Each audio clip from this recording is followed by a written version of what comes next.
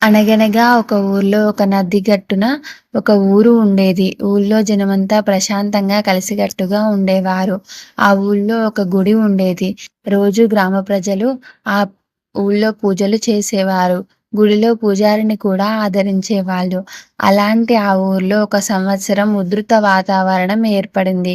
వర్షాలు పడి నది పొంగి వరదలు వచ్చాయి. ఊరంతా నీళ్లతో నిండడం మొదలైంది. ఊళ్ళో వారంతా వరద నుంచి తప్పించుకోవడానికి తమ ఇళ్లను వదిలేసి పారిపోతున్నారు. ఇందులో ఒక పెద్ద మనిషి గుడివైపు పరిగెత్తి అందులోని పూజారి గారిని పిలిచి వారితో ప్రాధేయపడ్డాడు. వరద నీళ్లు ఊళ్ళోకి వచ్చేశాయి. ఇంటి గడపల దాకా నీళ్లొస్తున్నాయి. పరిస్థితి ప్రమాదకరంగా ఉంది. మేమందరం ఊరు వదిలి వెళ్ళిపోతున్నాము. మీరు మాతో వచ్చేయండి అని అన్నాడు. ఆ పూజారి ప్రశాంతంగా, నా గురించి దిగులు పడకండి. నేను నిత్యం సేవించే నా స్వామియే నన్ను కాపాడతారు. మీరు వెళ్ళండి అన్నారు. ఆ మాట విని పెద్ద మనిషి వెళ్ళిపోయాడు. కొంతసేపటికి నీళ్లు నడుము దాకా వచ్చేశాయి. పూజారి గారు గుడిగట్టు నుంచి జపం చేసుకుంటూ ఉన్నారు. ఒక గుర్రపు బండిలో పోతున్న వారు కొంతమంది ఆగి పూజారి గారిని కూడా బండెక్కమన్నారు. కానీ పూజారి గారు ఎక్కకుండా దేవుడు కాపాడతాడని ఆ గుడిలోనే ఉండిపోయాడు. ఇంకొంచెం సేపటికి నీళ్లు మెడదాకా వచ్చేశాయి. పడవలో ప్రయాణం చేస్తున్న కొందరు చూసి వారితో వచ్చేయమని బ్రతిమలాడారు. మీరు ఇంకా ఇక్కడే ఉన్నారా? ఇక్కడ ఉండడం చాలా ప్రమాదం.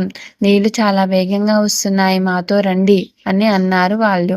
కానీ వారితో పూజారి మీరు వెళ్ళండి, నన్ను దేవుడే కాపాడతాడు అంటూ ఉన్నాడు. చలికి వణుకుతూ ఆ పూజారి ముక్కు దాకా నీళ్ళొచ్చేసరికి ఇంకా కంగారు పడ్డాడు.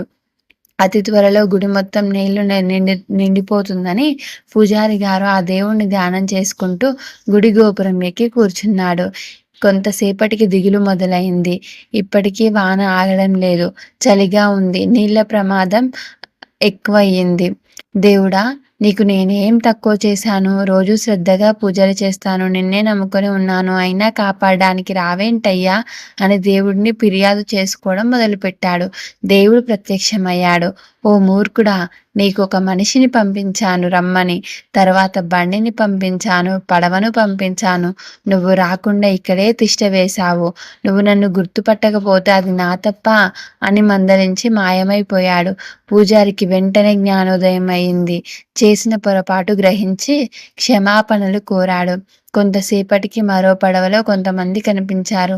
పూజారి గారు, మీరు ఇంకా ఇక్కడే ఉన్నారా? మాతో రండి, ఇక్కడ ఉండడం మంచిది కాదు అన్నారు.